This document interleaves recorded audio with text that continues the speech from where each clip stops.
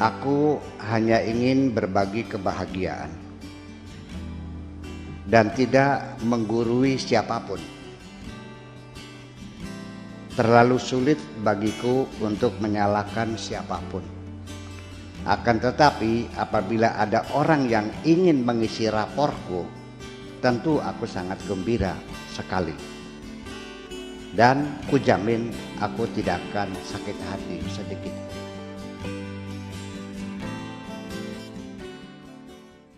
Assalamualaikum. Waalaikumsalam warahmatullahi Ya, wabarakatuh. silakan Pak Dik-Dik untuk hal-hal yang mau disampaikan berkaitan dengan kajian malam hari ini dan juga gelombang cinta. Silakan Pak Dik-Dik. Dulu yang wengi Buya, dulunya Mas Afkar.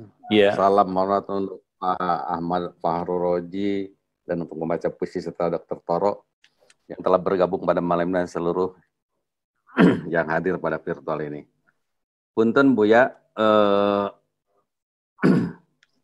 pada kesempatan ini sebetulnya saya ingin sedikit mengaksensi pada pertemuan sebelum malam ini. Pertanyaannya tentang kisah-kisah mitos yang ada pada semua agama ini, termasuk dalam agama kita, ini apakah masuk kelompok Israiliyat kah, apa ditanggapi sebagai sejarah, apakah ditanggapi sebagai suatu realita. Manakala kisah-kisah mitos ini agak sulit diterima dengan perkembangan peradaban kita, kan seringkali itu akan menjadi kredo-kredo usang. Jadi mohon pendapat Buya tentang nasib masa depan kisah-kisah mitos ini. Terima kasih, Bu. Iya. Saya rasa langsung Buya, silakan. Baik, jadi persoalannya begini bahwa mitos itu bukan sesuatu cerita yang tidak masuk akal atau mengada-ada. Tetapi juga mitos juga punya kemampuan itu membentuk perilaku satu masyarakat. Jadi perlu kita sadari bahwa yang membentuk perilaku kita menjadi tradisi, kebiasaan, petata petiti, sopan santun, tata krama dan sebagainya, itu yang membentuk itu bukan agama saja. Malah justru ya dongeng-dongeng, cerita dan sebagainya itu lebih efektif mempengaruhi kejiwaan anak-anak kita. Seorang anak kepada ibunya itu selalu kasar, ya. Si anak ini selalu membangkang kepada ibunya. Kok tiba-tiba dia berubah total menjadi penurut, sangat santun dengan bahasa kromo inggil, ya bahasa di Pasundan ya dengan bahasa yang sopan sekali. Sejak kapan itu? Itu bukan mahfudzat yang dihafalkan dari madrasah Al-Jannatu tahta aqdami ummahatikum, sorga di bawah telapak kaki ibumu, bukan karena hafalan itu, tapi karena dia barusan nonton film Malin Kundang. Iya, jadi artinya bahwa cerita lagu-lagu, mitos-mitos itu akan membentuk perilaku kita semuanya ini. Bahkan lebih efektif ya. Seperti di Indramayu, ini lagu-lagunya itu lagu Tarling itu pegat balen, ya kawin cerai. Jadi akhirnya ya perilaku mudah cerai itu ya sehari-hari sesuai dengan lagu-lagunya. Jadi yang membentuk kepribadian kita, perilaku kita itu bukan hanya agama saja, tapi juga mitos. Kemudian juga agama juga ya, kemudian petata petiti, peribahasa, dongeng-dongeng, folklore dan termasuk mitosnya juga. Itu semuanya bersama-sama membangun perilaku kita semuanya ini. Nah, dan bahkan mitos-mitos itu sendiri tidak bisa dihindari bahwa ilmu pengetahuan pun yang sekarang kita nikmati sebagai modern berawal dari mitos dulu awalnya. Termasuk menafsirkan Al-Quran sendiri pada generasi awal itu dengan mitos-mitos masuk semuanya.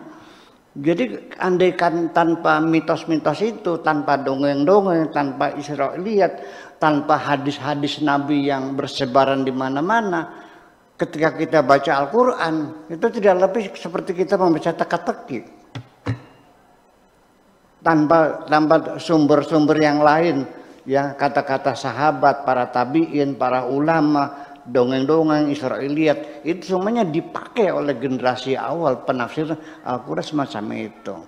Jadi artinya bagaimanapun juga dalam mitos ada sesuatu, tidak seluruhnya itu ya disebut dengan irasional, ya, tetapi juga di dalamnya juga mengandung makna kehidupan yang bisa kita teladani bersama-sama mitos itu.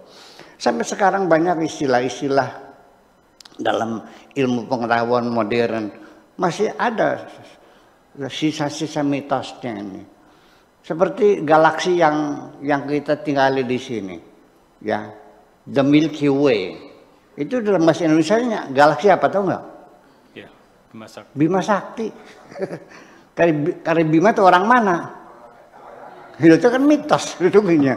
Ya, menjadi istilah menjadi Bima Sakti. Padahal itu enggak tahu lah siapa yang menerjemahkan the Milky Way kok jadi Bima Sakti. Ya, artinya bahwa masih berpengaruh juga lah istilah-istilah mitos itu dalam kajian-kajian kosmologi yang semacam itu. Kalau the Milky Way mah jelas itu mengapa disebut dengan the Milky Way, karena seorang raja, seorang seorang dewi sedang tertidur, tiba-tiba dia terbangun, ternyata dalam pelukannya ada seorang bayi yang sedang menyusu.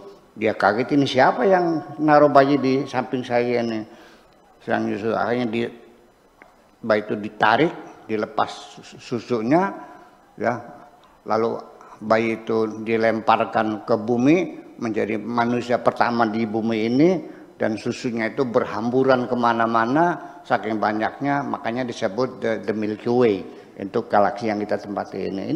Itu kan semuanya mitos-mitos semacam itu juga tidak bisa dipungkiri bahwa berawal dari mitos dulu. Ya, tinggal bagaimana selanjutnya, ya artinya kita mengelola mitos ini bukan sesuatu yang haram atau ya kan yang tidak boleh, tetapi ya awal dari manusia berpikir adalah berpikir secara mitos dahulu. Ya, terima kasih, kita aja kira-kira. Ya. Baik, demikian penjelasan untuk Pak Dik berkaitan dengan mitos dan perkembangan peradaban kekinian. Yang intinya bahwa mitos adalah merupakan materi kuat dalam perkembangan peradaban. Jadi ada sisi positif untuk mitos pada sisi ini.